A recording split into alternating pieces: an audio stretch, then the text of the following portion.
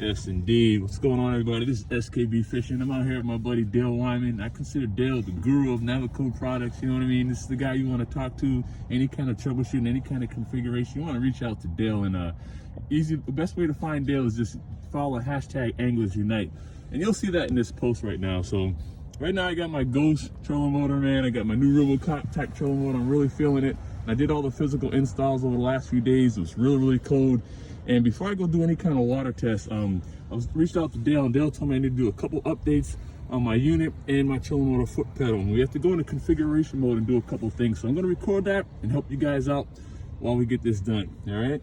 All right, so from the factory, the Ghost always comes pre-configured 24 volts. So the first thing you have to do to change that, if you wired it up for 36 volt operation, is drop into configuration mode.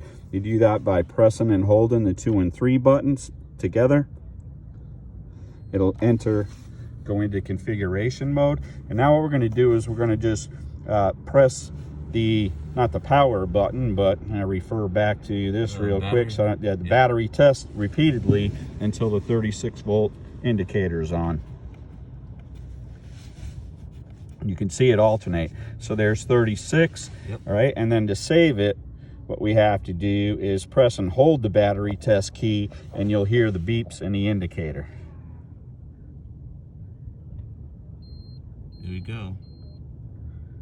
There's the beeps. It's flashing. Man, let's start it over. It's still not working right. It won't hold? It doesn't No, it's not saving it. Oh, let's try it again. It's definitely 36, right? Yep.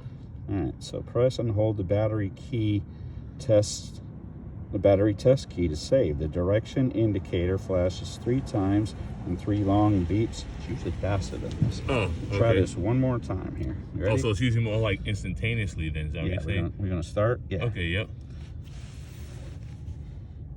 Oh, so it actually. Okay. I don't know. And it just beeped twice too. Did you delete the other one already? Nope. I just kept going, man. Oh, We're you just did? troubleshooting. Yeah, yep. All right. Figured as we go So along. we've now got it set for 36 volts, but I had to double check because usually that happens a little bit quicker. Again, we just press 2 and 3 to go into configuration mode. We repeatedly press the test button until the indicator went to 36. Yep. And then to save it, you're supposed to press the test button until you hear the audible beeps and it flashes. But again, I didn't hear them, but now you can see it's set for 36 volts. Yep, see the difference. No problem. So yep. If we turn it off, each time you turn it back on now, she should be set for 36 volts. And this is right on page 25 of the install manual, so nothing really secretive about that. Yep. Okay, so there she is. So the next thing we're going to do is we're going to update the unit first. Okay. And what I did is I just went out onto Lowrance's website. You click on support and manuals. You find your particular unit. You download the update to a micro SD. All right, has to be 32 gigabytes or less. Yep. Can't be any more.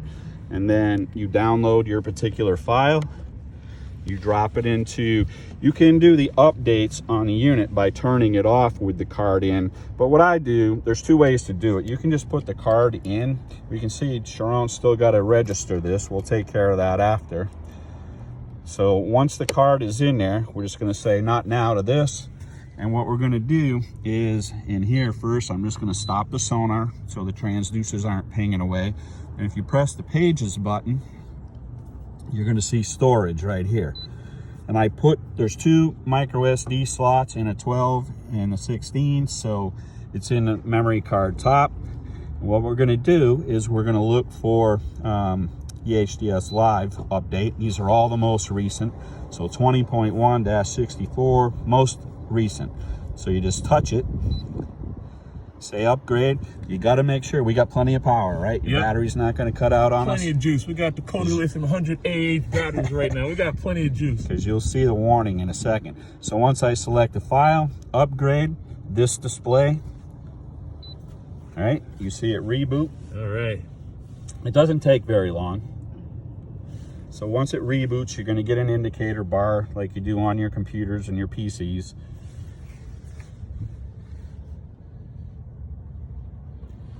Yes, indeed. This is what you got to get done here. Real simple stuff, you know. So take your time in doing this install.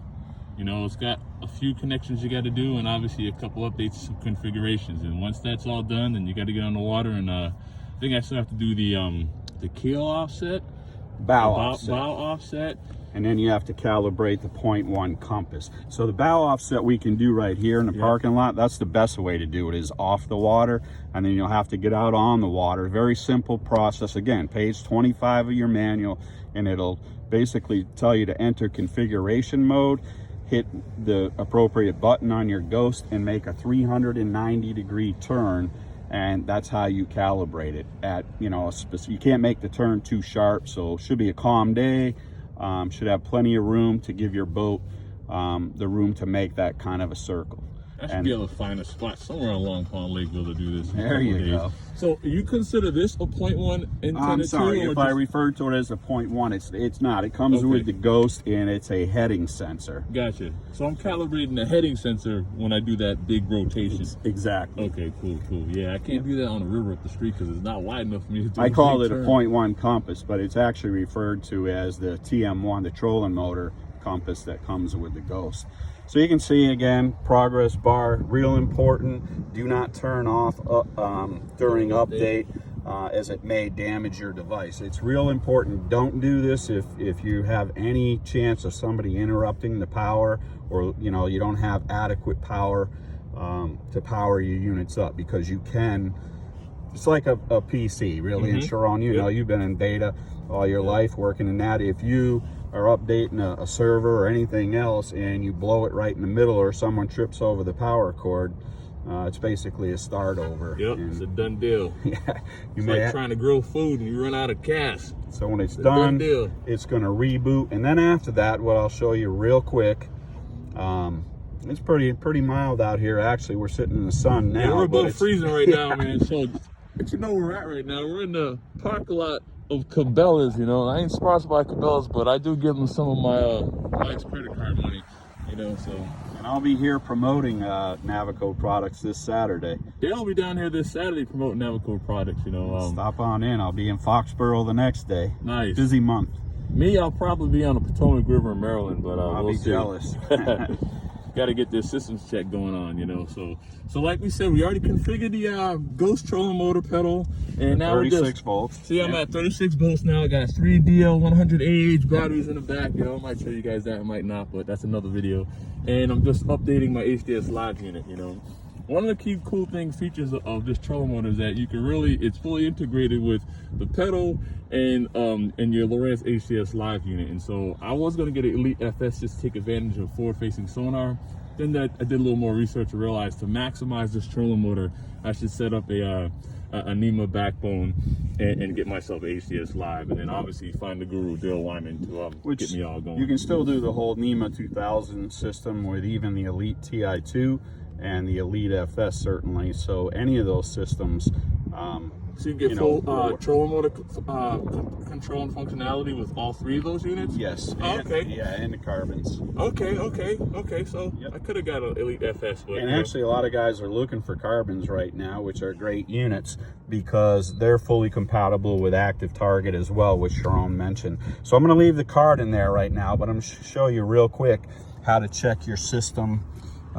So press the power button, go to settings, and you go into system, and then you scroll up and you go to about, and it's going to tell you right there we're at version 20.1. and this is very important, the application. So when you saw that file that I chose, it was 20.1 with that application version. Important to know, okay? And that'll be the latest one on the Lowrance update site. So the next thing we're going to do, drop out of here, and we started with the Ghost. We configured it for 36 volts. Most of them need the latest update so that you can do things like position your stow position with the prop in or the prop out. Yep. So we're gonna do that next. So again, we're gonna press the power button, the pages button, excuse me. Go to storage. We're gonna go back to the memory card, and you can see right here the Ghost full updater. If it's these SWUP files versus an update file like we just put in, that will not happen automatically if you put the card in, power up your unit. So we have to manually select this one. Gotcha. So again, power on, select the correct file. We downloaded that from the Lowrance website, and we choose upgrade. And it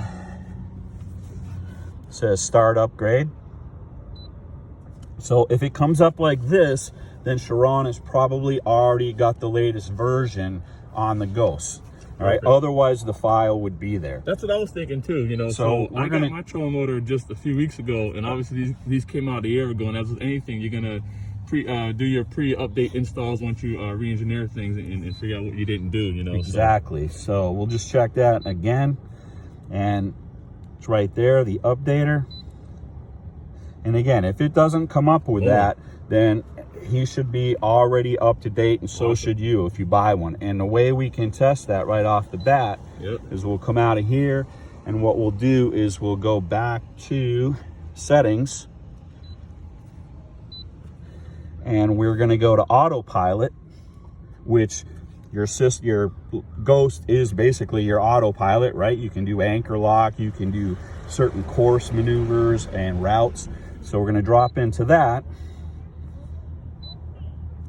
And doesn't quite look completely the way it should here. We should see some more selections.